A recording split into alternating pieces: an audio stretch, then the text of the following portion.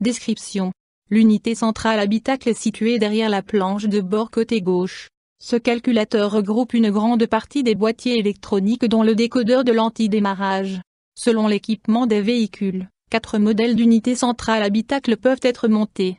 Une version appelée bas de gamme N2. Une version dite haut de gamme N3. Une version spécifique au moteur F9Q bas de gamme N2. Une version spécifique au moteur F9Q haut de gamme N3.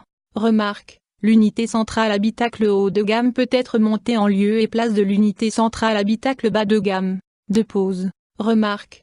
Aucune manipulation ou intervention sur le boîtier lui-même n'est autorisée. Procéder à l'échange de l'unité centrale habitacle.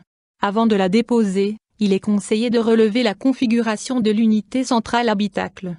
Les différentes configurations sont à effectuer avec l'outil de diagnostic. Débrancher la batterie. Déposer partiellement le joint de porte. La garniture du pied de porte avant. Déposer la trappe à fusible. Les deux vis A et B fixant l'unité centrale habitacle. Déclipser l'unité centrale habitacle en appuyant sur l'ergot. D. Débrancher les connecteurs. Désolidariser les supports relais de l'unité centrale habitacle. Couper le collier plastique. E. Repose. Respecter l'emplacement des supports relais sur l'unité centrale habitacle haut de gamme. Reposer un collier. F. Afin de maintenir le faisceau en place. Procéder à l'apprentissage des clés et à la configuration de l'unité centrale habitacle. Connecteur noir 40 voies, P201. Connecteur blanc 15 voies, P202. Connecteur noir 15 voies, P203.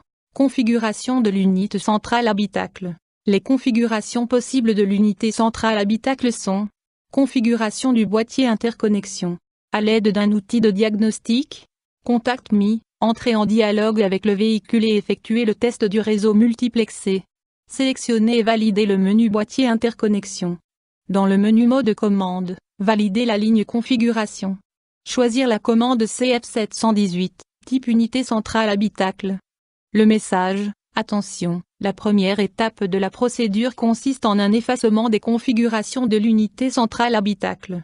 Tout arrêt de la procédure après cette étape aura pour effet une déconfiguration complète du calculateur. Voulez-vous continuer? Apparaît. Sélectionnez oui. Le message: effacement mémoire calculateur apparaît. Sélectionnez le type d'unité centrale habitacle correspondant au véhicule N2 ou N3. Se reporter au tableau des fonctions. Le message: voulez-vous continuer? Apparaît. Sélectionnez oui puis effectuez les configurations manuelles. Pour l'unité centrale habitacle bas de gamme ou N2, configuration de la survitesse Arabi. Configuration du cadencement variable de l'essuie-vitre avant uniquement si le véhicule n'est pas équipé de capteur de pluie. Pour l'unité centrale habitacle haut de gamme ou N3, configuration de la survitesse Arabi. Configuration du cadencement variable de l'essuie-vitre avant uniquement si le véhicule n'est pas équipé de capteur de pluie. Configuration du capteur de lumière, intégré au capteur de pluie selon version. Configuration du capteur de pluie. Configuration des laves projecteurs, spécifique au fonctionnement des projecteurs à lampe au xénon. Configuration des feux de jour, running light, pour véhicules équipés du câblage haut de gamme lampe à décharge.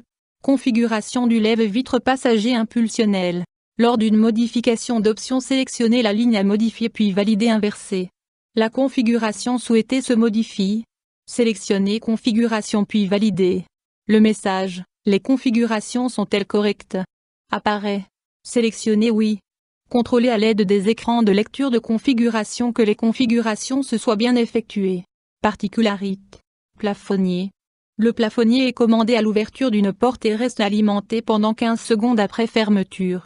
Le plafonnier est commandé après une décondamnation par télécommande pendant 15 secondes sauf s'il y a condamnation, extinction, ou apparition du plus après contact, extinction progressive.